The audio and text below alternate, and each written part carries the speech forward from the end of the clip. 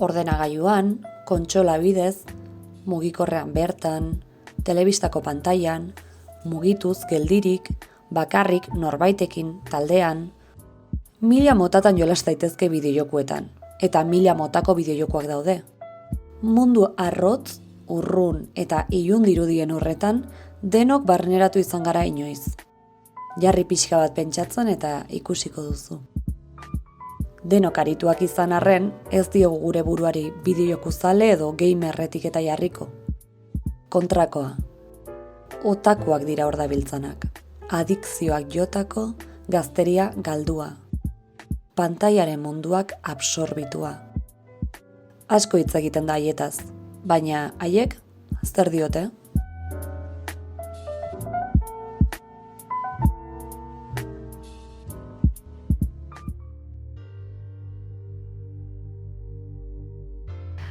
Ongi etorri kabala saiora berriro ere. Ikusten duzuenez jantzi naiz, Sailor Moon hartu inspirazio bezala, sortzeko nire gerlari, bideojokoetako gerlaria eta hain zuzen ere, gaur bideojokoen inguruan hitz egingo dugu. Beraz, hortarako ekarri ditugu bi avatar, ongi etorri nire avatartxoak, ahetxalo. Epa, kaixo. Zer moduz? Ondo baita. Bai, aurkeztu zuen burua, ez jakin dezara jende guztiak nortzuk zareten. Ni Jon naiz, Jon Muñoa, zarauztarra. Irakaskuntza masterra egiten nahi naiz, historiako irakasle izateko. Eta baita ere lan erdiko lan batean, Donostian. Eta hoxe, gogoakin ja amaitzeko ikasketak eta irakasle munduan sartzeko. Eta bideojoko zalea zara? Bai. Ni aritz landetan naiz, getxokoa. Eta, langilea eta ikaslea ere. Baina, horrez gain, ulertze dut horregatik nagoela hemen, beti eduki dut harremana bideojokoekin, txikitatik, ez? Eta, horretaz hitz egitera, ia. Oso ondo. Eta zerbait daukazu eskutartean, ez da? Hasiko naiz nik ekarri dut objektu hau, Pokewalker izeneko aparatu bat utzi dut hemen, ez da? Utzi hor. Azaldu zer dan, koloreak esan, ze Spotify entzuen dute hau ere, bai? Da Pokebola itxurako aparatu bat, txikitxoa. Eta, beste gabe, ekarri dut apur bat oroitzapen honak ekartzen dizkidalako, Pokemon izan zen nire lehenengo bideojoko saga, edo horrela, apur bat gehiago jokatu nuena edo. Eta, hau justo etortzen zen Pokemon joko batekin, Nintendo DS-erakoa, oro eta plata, eta nire aititek oparitu zian, eta ez dakit. Orduan txikitako oroitzapena. Hori da. Eta gaina, beti lotzen da ez bideojokoa etxean jolastearekin edo etxean ilunpetan egotarekin, eta justo hau zen gauza bat, sartu altzen nuena bertan zure Pokemona eta kalera atera berarekin, ez da? Orduan horregatik ez dakit. Jo, ze guaia. Eta nik beti bi naizen ez ere asko kalean. Ze ondo, ze polita. Oso ondo, horretziko egu. Eta zuk Jon zer ekarri duzu? Nik justo kontrakoa, haitzek ekarri du Utziko egu hemen. txikitako kontu bat, nik ekarriet azkena jokatueten bideojokua. Talos Principle edo Talosen Printzipioa edo. Estudio kroata batek indakoa da. Eta da puzzle joku bat, baina interesgarria jokoana da atzetik dakan historia edo atzetik planteatzen dituen hausnarketak edo. Nahiko filosofikoa, pixkat gizakia, inteligentzia artifiziala, zibilizazioa, horren inguruan dabil, ea inteligentzia artifizial on edo oso on bat gizakia izan daiteken, edo zerk iten gaitun gizaki inteligentzia artifizial. Ze sakona? Horrekin ere ikasi ezakezu orduan. Jokuan zehar gehien bat iten dena da irakurri, hortik dauden testuak eta puzzle batzukin, baina jolasten zoaz, baina gehien bat da hor testuen atzean da hon historia hori edo hausnarketa horiek. Eta interesgarria ditu zitzaiten, eta hoxe horregatik ekarriet. Horreko ez dugu komentak iragana, orainaldia, ea ez zintzagoan etorkizuna. Eta horrekin lotuta, nola hasi zineten bideojokoen munduan, nola murgildu zineten?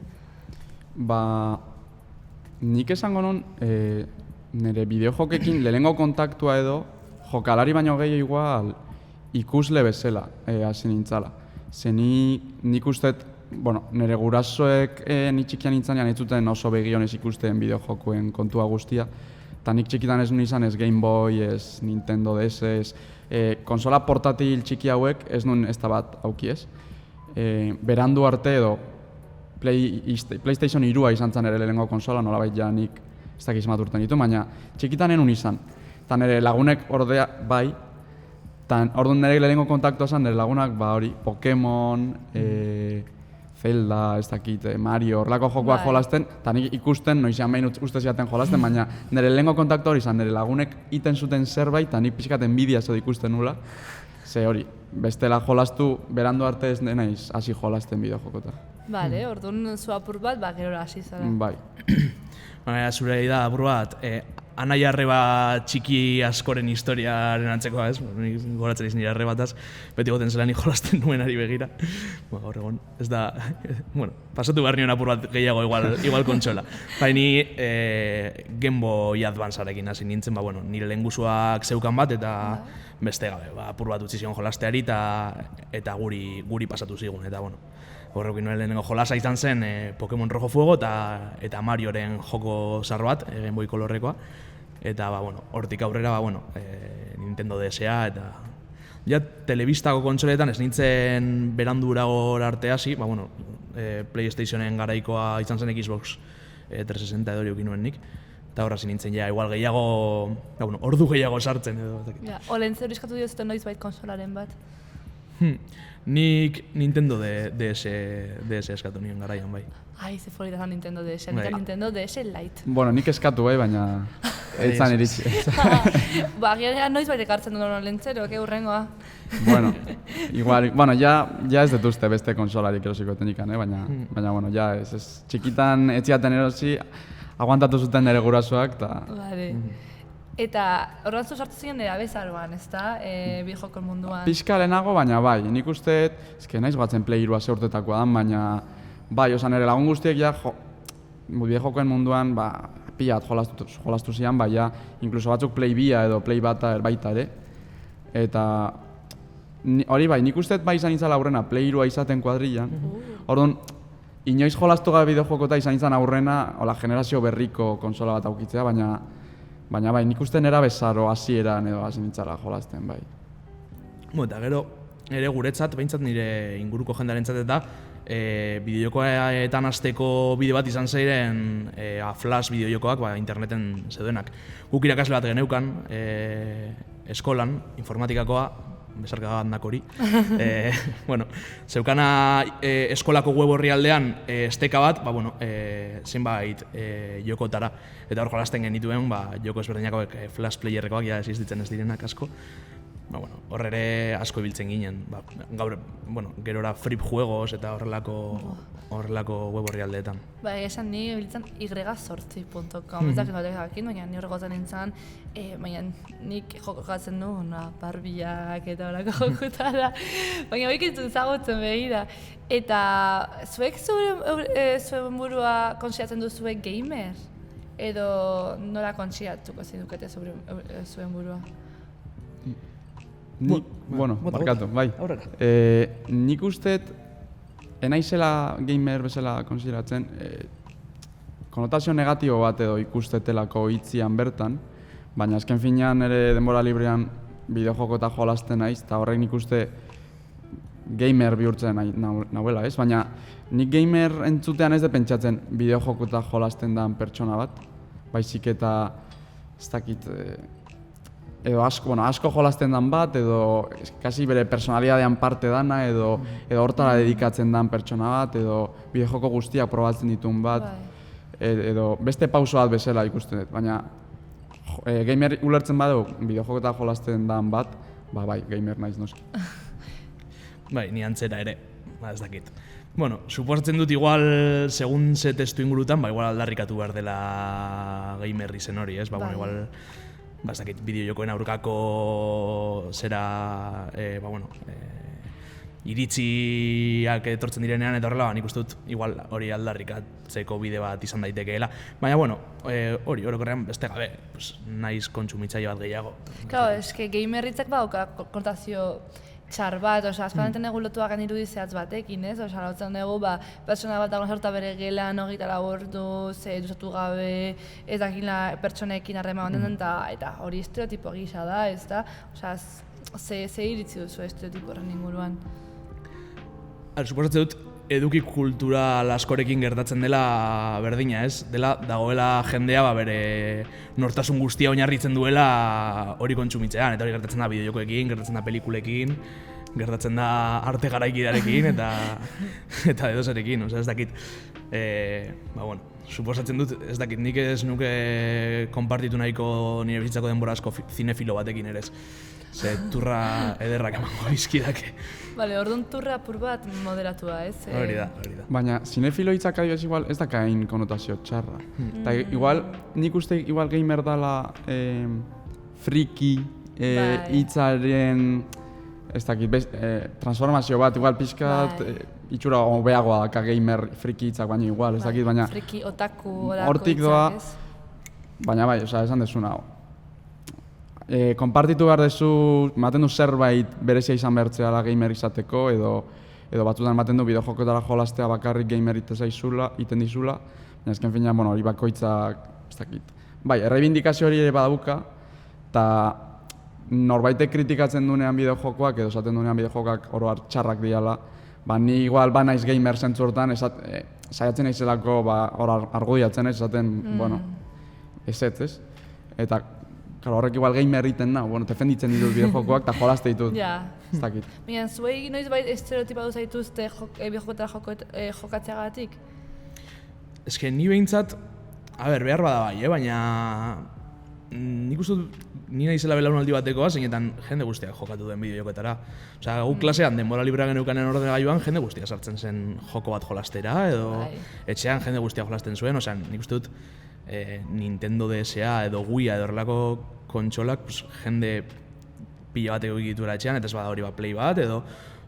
Nik uste dut gure belaunaldiko jende asko eduki duela harremana bideojokoekin. Egia da, badaudela argi eta garbi kasuak, pertsonak estereotipatzen direnak, igual gaztetan jasotzen dituztenak, irainak adibidez, ez dakit, bideojoketara.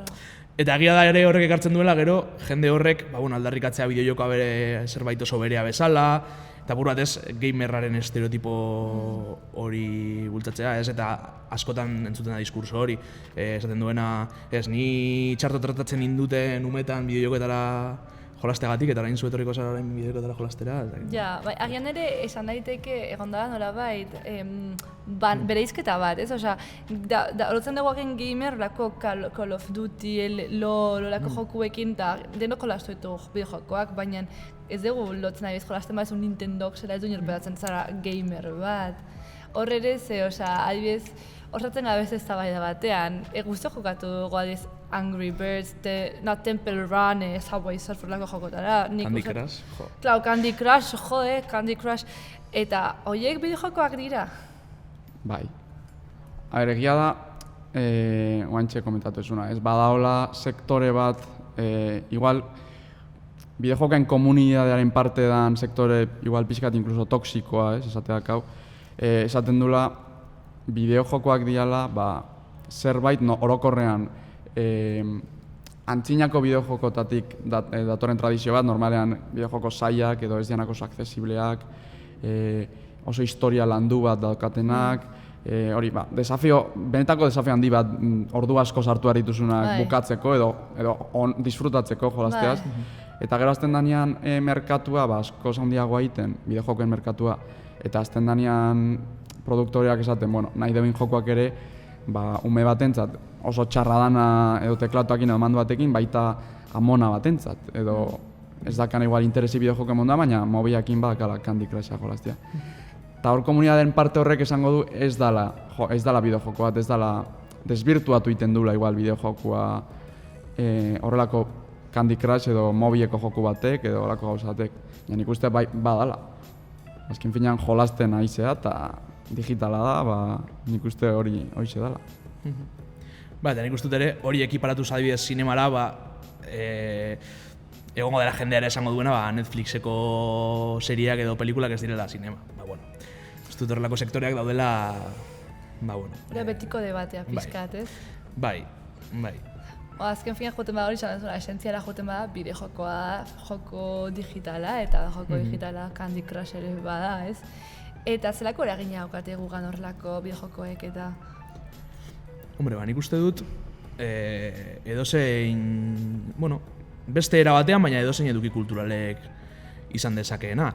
Egia da, azkenean bideojokoak batek eraman zaitzakela, zehozer, ez dakit bizitzera, baina, zu zehozerren parte izatera, eta orduan, zentzu horretan, beste narraziorako forma batzuk ditu edo, baina, azkenean ez ulertzen badugu, liburu batek eragin dezakela zure pentsaeran edo ez dakit, pelikula batek egin dezakela, bideojoko batek ere zentzu berean egin dezake. Gero, gauza guztiekin bezala daudela bideojokoak eta bideojokoak.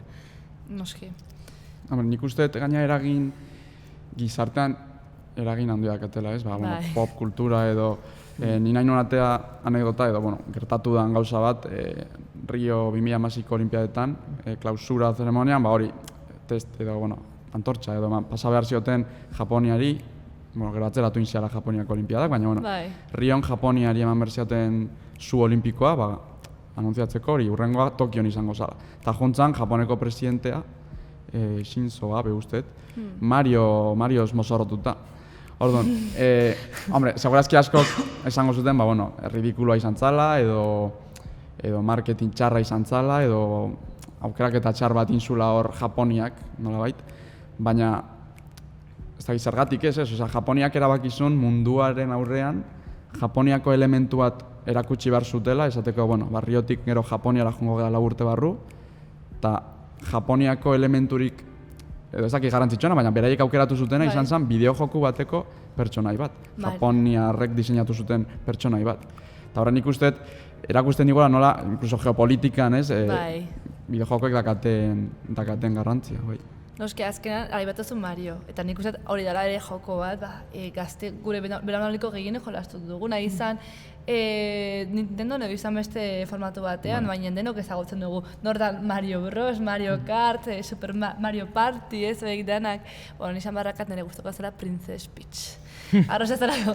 Baina hori epatu dezu eta hori agian da biojoko arrakastatxuanetakoa. Baina ze beste daude oso arrakastatxuak eta zergatik diain arrakastatxuak? Egia da ikusten ari garela fenomeno bat azken garaian dela doako jokoena. Adibidez, nik uste dut, adibide nagusiena izan daitekela Fortnite bera.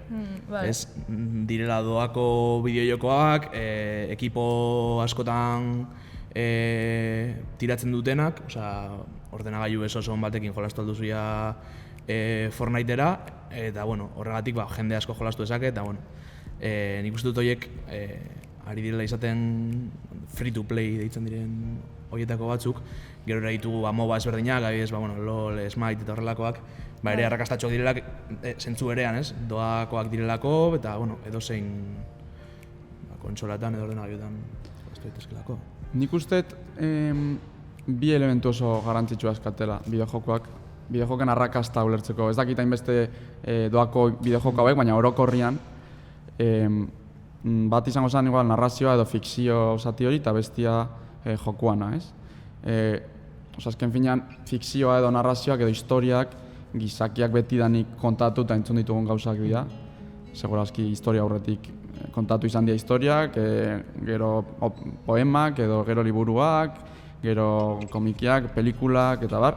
Eta bideojokak berdin egiten ez? Historia bat kontatzen dute, fikzioa, ez dakit nolabait gizakiataz hitz egiten dute zerbait faltsua kontatuz edo. Eta gizakiak nik uste behar duela historiak kontsumitzea eta historiak entzutea. Eta hortaz gain, jokua integratzen du, berdina, gizakiak beti eta betidanik jolasten deulako, txikitatik jolasten deu, nerabeak geanean jolasten deu, sarrak eta helduak geanean jolasten deu, eta leko guztitan, jostailuekin edo janariakin edo seksua dakaunean, edo zein eszenariotan jolastu iten deu, edo zein harinetekin. Eta bi horiek integratzean nik uste zerbait berezia dakatela, liburuak badakate behiek gauza berezi bat duten bezala, edo zinemak zerbait berezia duen bezala, bideojokek bi elementu horiek integratzean, arrakasta nolabait ezinbestekoa da, historia bat eta jolastu, ez da... Da apur bat hartu ingretek eta nahastu justo bi arrakastatxuenak Bai. edo. Bai, nik uste dut txartu lertu izuela galdera. Galdereneko irekia zan, Bai, bueno, nik hori komentatzen nuen zergatik izan daiteken bideo bat arrakastatxua gaur egun. Bueno, hori ere bat galdera, bai, beste bai, tranquil. Ados. Bai, eta gainera azkenean, zuk eragin izatea historia horretan eta zu historia horren parte izateak, bueno, nik uste dut nik uste dut hori dela klabe handia bideoen arrakastako. Claro, jendeak zan duzun, nik oso klabea dela, guztiak nahi dugu jolastu. Eta bestetik ere gaur egun nire ustez, munduko edozein lekutako pertsonekin jolastu alizatea eta apur bat, konexio hori, online jokoek daukatena, nik uste dut, ere badela, nola baiteko gantxoa jendea erakartzeko horretara. Oso, ni asko flipatu non, ze League of Legends ekin izan lako torneo bat ego Korean, Korea txarrean, eta zegoen, hola, milaka pertsona estadio batean, eta zegoen hologramak, eta ostrasa, horrela ikusten da benetan, eragina badaukara, eta arrakasta handia daukara asuntoak, ez? Bai, nik garai batean jolasten nuen, LOL antzeko jolas batera, MOBA batera ere, Smite, egia esan oso txarra nintzen, ni bideojokoetan jolasten oso txarra naiz. Asko jolasten dut, baina oso txarra naiz. Eta joan ginen txapelketa bat ikustera, Valentziara lagun batzuk, bai. Asko maila txikiagoa, ziren talde txikiak eta bar, baina beste gabe. Ikusten da, egia esan jaz daukat harremana mundu horrekin edo bideojoko horrekin eta baina ez dakit izan zen esperientzia bat kurioso. Baina, azkenan lehiaketan egiten dira, hori da fuerte. Esartuko aprat, nik uste, itzagin dugu biojokoen inguruan, baina bago egolako enikan gai bat, zelan dugu dagoela estigma izaguta, baina bago garen kolektibo batzuk estigma gehiagoak atela, adibidez genero arrakala nabaritzen da biojokoen munduan, nola dago emakumeen egoera, emakume gamerrak nola ikusten dira. Adibidez askoan entzun izan ditugu, agian izan martzera oso polita izateko emakume gamerra, zer ez du inorrek ikusiko, dolakoak, zein da zuen iritzia, nola dago mundua, zein da zuen ez dakit azterketa ikusi ez zuen, bera?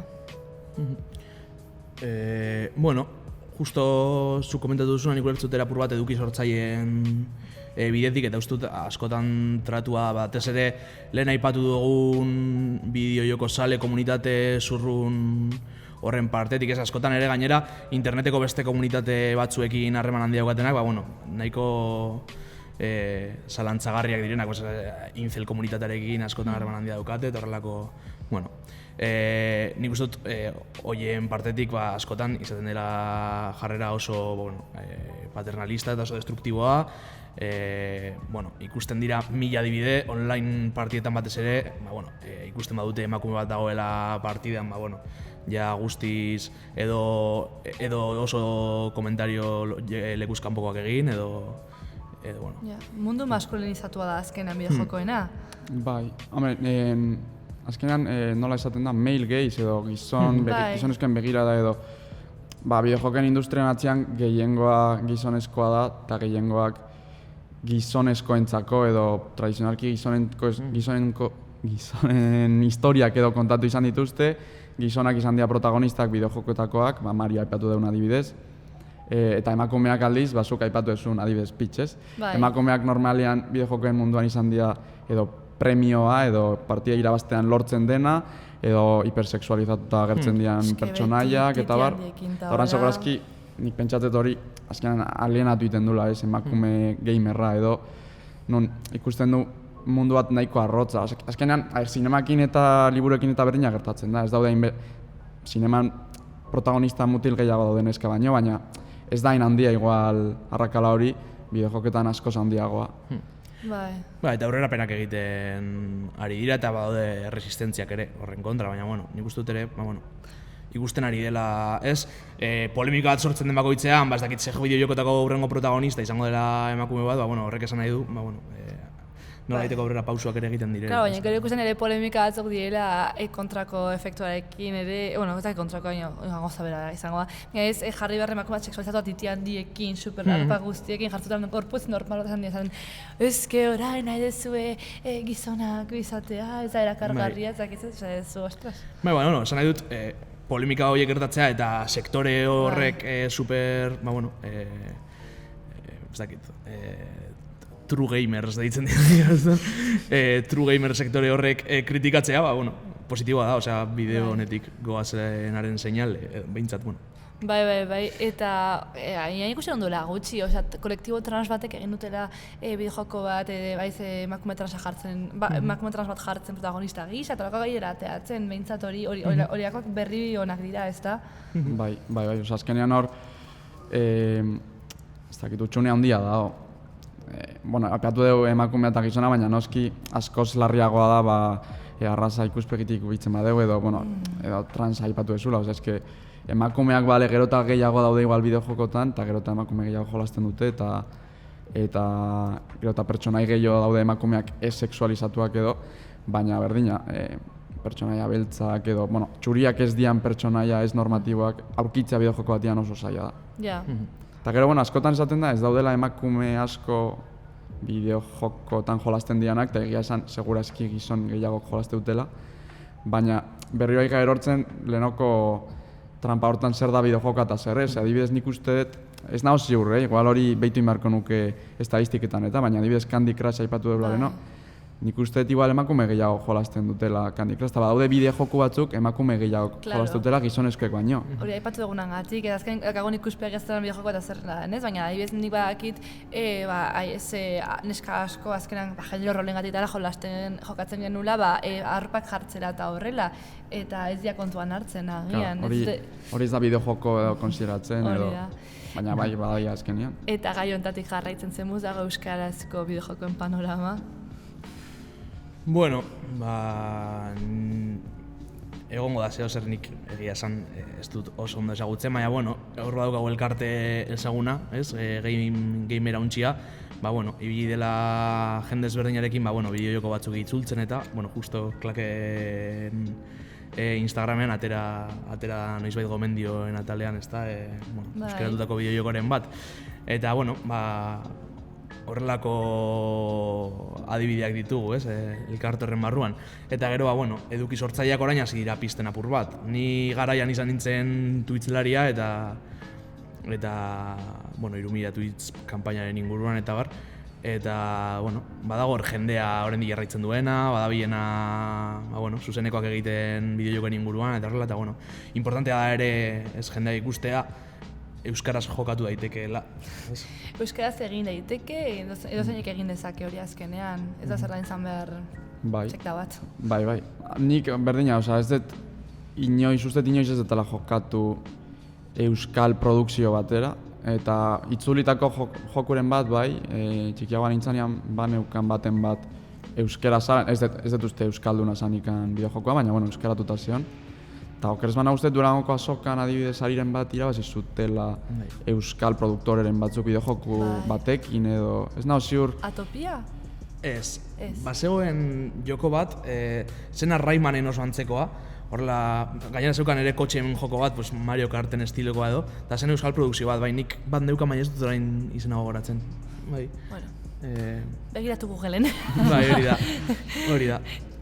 Eta gero, ez dakit, uste dut orain badabiela hor, ez dakit, produktoraren bat, bideojoko batean lanean edo, dago hor Telegram bat, gamera untxiko bat, eta jendeak enteratu nahi bat gauz, eta sartu daiteke hor, baina nik oso gainetik irakurtzen dut, eta uste dut zoze irakurri dudala, badagoela garapen bidean euskarazko joko bat, eta uste dut hasiko direla ja, uste dut jolastu daitekeela ja erderaz, eta euskarazko bertsio bat eratzera doazela, edo horrelako. Orduan, horian, balin batzu euskarazko jokotara behatu, gamerera ontzian Telegrama irekia da, ez da? Eta gainera, hitz egiteko aukera dago ere, bideokoetaz, euskaraz, eta Bira, ondo. Eta zuek, hauiak jarriko izuet posizio garrantzitsu batean. Zuen esko gongo balitz bideojokoen industrian, zeo zer aldatzea, baina zareten munduan, zate jainkoa. Zeo zer aldatuko zenukete bideojokoen industrian, edo kenduko zenukete guztiz, edo eraberritu. Zer egingo zenukete bideojokoen industriarekin zuen esko gongo balitz, dana, zaten zineten jainkoa. Nik mikropago deitzen da kontzeptua borratuko nun, seguro. Ez dakin antzat edo, lehen aipatu ditugu joko asko doainek diala, baina badakate ordaintzeko elementu batzuk, hau da, doainik da joku osoa esango deu, baina gero zuk erosi dezakezu zure pertsonaia personalizatzeko elementuak edo jokuan aurrera erresago iteko elementuak edo gauza asko daude salgai doainik dian jokutan, ez? Batzuk ite izute jokalari hobea, beste batzuk ite izute estetikoki bakarrik, aldatzeko aukera gehi eman, eta beste batzuk nolabait aurrera pausoak ematen laguntzaute, ez? Baina diru errealakin ordaintzen da. Eta askotan jokatzen dute loot box konzeptu, dana inglesez da hemen gamer munduan, baina nolabait kasino moduko simulazio batean, demagun daudela 1000 gauza ez erosteko, baina zuk aukeratu beharrean zer nahi desun erosi eta horregatik ordaindu, da kauz erostea kutxa sorpresa bat esango deu, non probabilidade ezberdina daude objektu honenak zailagoak dira tokatzea eta txarrenak beharrezago. Eta orduan, nolabait, ja ez da nik erosten dut nahi detena, baizik eta nik erosten dut kutxa bat, nik erosten dut zirrara puntu hori, kasinoak ematen duen zirrara ludopatiko hori erosten dut, eta gero igual emaitza ez da oso ona. Eta hori askotan, oso tipikoa da, ume gazte asko, ez, erosten dute, ez, lortzen dute doainik dan jokua, doainik dalako, eta online dalako, eta erakargarria dalako, eta gero amaitzen dute diru pila bat gastatzen edo gurasoei dirua eskatzen edo komponente horregatik. Ez bakarrik gauza daudelako erostea joku barruan, baizik eta kasino moduan daolako planteatuta. Ludopatia sustatzen dut eta trampa bat da azkenean. Herrialde batzutan ja debekatu dute, bale. baina oso praktika normala eta ohikoa da bideojokoen industrian, bai. Bale, eta zuk ze ingo zenuke? Ni bide beretik joango nintzen, baina, zeu zer esatearren, igual kontrolatu behar dela gaur egun, bideojokoen industria ari dela geratzen 4 enpresa erraldoiren edo 3 enpresa erraldoiren baitan, eta horrek azkenean asko mugatzen duela sorkuntza, eta eduki dezakegun jokoen ugaritasuna, ez? Eta nik uste dut zeo zer erakutsi bai gute azken urteek dela, bideojoko independiente oso onak atera direla eta hortik jarraitu beharko genukeela, ez? Bale, gehien gozatu ditudanak hortik. Orduan bideojoko handiak piratatu bai ala ez? Ni piratatzearen oso alde dena piratatzearen. Bale, hori garrantzitsua. Baina txikiak independenteak hor erosteko dirurik ez baduzu. Bai, ados. Orduan eskatzen dugu doakotasuna edo pirateatzea edo behintzat ez egotea dana monopolio handien esku, ezta? Bale. Bai, azkenan beste industria askotan gertatzen da bezala. Eta nik uste bideojokoekin igual gehien bat gertatzen dela, gehiengoak usten duela bideojokoen mundua dela Call of Duty, FIFA, Fortnite, League of Legends, eta da, konparazioa ditearren da esatea sinema dala Marvelen pelikulak, ez? Hori baino askoz gauza gehiago da, eta egia da sineman Marvelen pelikulak diru gehiengoa irabazten dutela, eta bideojokoen munduan Call of Duty, FIFA eta hauek irabazten dutela diru gehiena.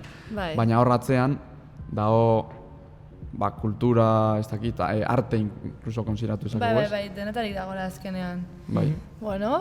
Nik uste dut ikuspegi oso polita edo egin dugula bideojokoen inguruan, eta ezagutzen dutenek, gaitzik ez duen ezagutzen, zazorik hasi degula ziur. Beraz, eskerrik asko etortzeagatik, eta gora euskal gamerrak, eh? Bai. Venga, Venga, asko. Agur. Agur.